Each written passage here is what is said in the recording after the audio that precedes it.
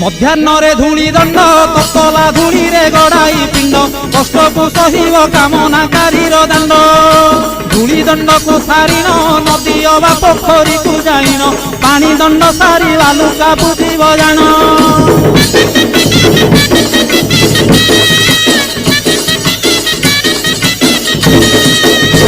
ଦାନ୍ତ କାଠି ନ ଘଷିବ ଆମ୍ବ ପତ୍ରେ ଦନ୍ତ ଶୁଦ୍ଧି କରିବ ଜଳ ଦଣ୍ଡ ପରେ ଅଗ୍ନି ଦଣ୍ଡକୁ କରିବ। କହିଁ ପରେ ଜଳକିଆ କରିବ ନବାତ ଗୋରସଲିଆ କାକୁଡ଼ି ନଡ଼ିଆ ପୂଜା ଦ୍ରବ୍ୟ ହେବ ଯାହା।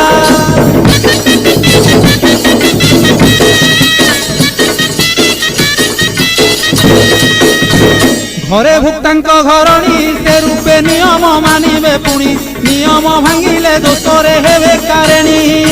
ଭୁକ୍ତା ବିଭାନ ହୋଇଥିଲେ ମାତା କି ଭାଉଜ ପାଳିବେ ଭଲେ ସଂକଳ୍ପେ କାଟିବ ପାଳିବା